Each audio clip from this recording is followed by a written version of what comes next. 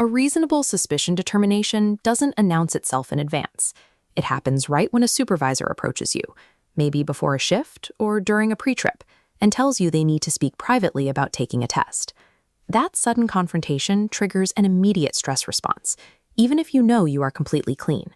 Ironically, the anxiety, agitation, and rapid speech that follow can produce the exact same visible signs of impairment the supervisor is looking for. Getting through this moment calmly requires understanding exactly what is happening, procedurally and legally.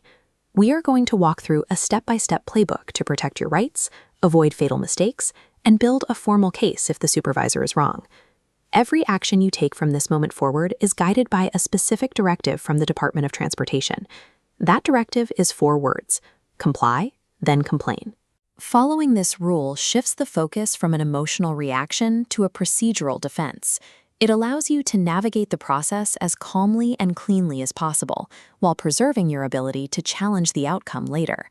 Step 1 happens the minute the supervisor approaches you. Your primary objective in those first few minutes is to stay calm, remain quiet, and listen closely to what they tell you they observed. You are entitled to know why you are being directed to a test.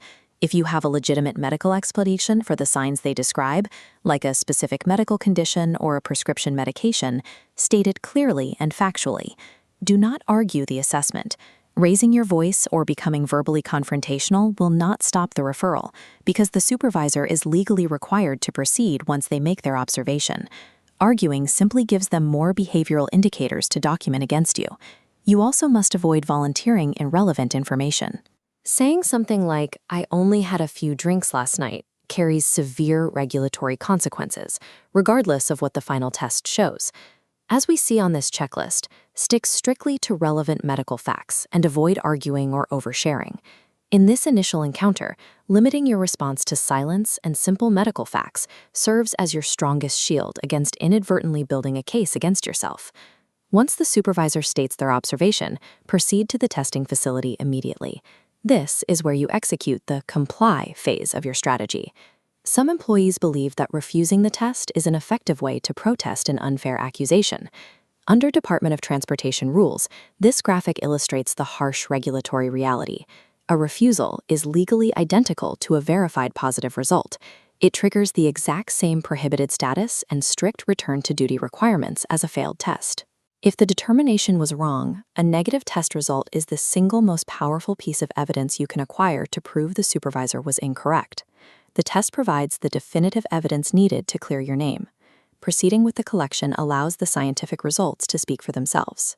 If you are directed to take an alcohol test specifically, the rules are highly time-sensitive. You need to note the exact minute the supervisor initiates the process. The testing must begin quickly. If the alcohol test is not initiated within 2 hours of the initial observation, the employer must document the specific reason for the delay. If the delay reaches 8 hours, all attempts to administer the test must legally cease. Monitoring this timeline ensures that the test measures your actual state at the exact moment of suspicion, protecting you from unwarranted testing hours after the fact. Once the collection process is over, a negative result instantly clears you to return to safety-sensitive duties.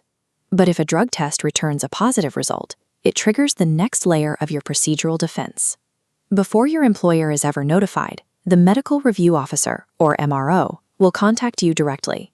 This interview acts as a confidential firewall, giving you the opportunity to present valid medical explanations for the positive result.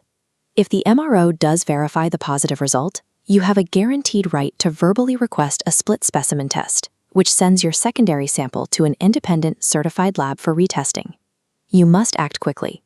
As shown here, you have exactly 72 hours from the moment the MRO notifies you of the positive result to demand this split specimen retest. This regulatory system operates with scientific checks and balances, specifically designed to protect employees from false positives throughout the testing and verification phases. After you have complied with the test, it is time to execute the complain protocol. The very first step is to create a personal incident report the moment the test concludes, while your memory of the event is fresh. Write down the specific details shown on this form: the exact time of the interaction, your supervisor's name, the precise behavioral reasons they stated, and any procedural errors you witnessed.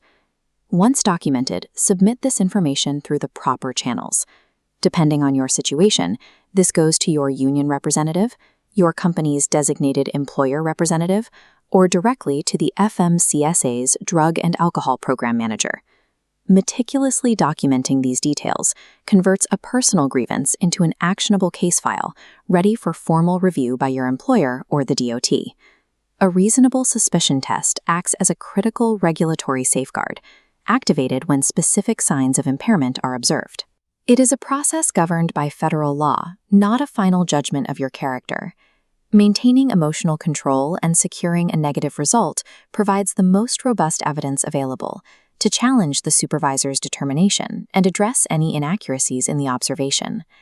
By letting the negative test speak for itself and executing a documented counter-strategy, the employee maintains a strong professional standing throughout the review process.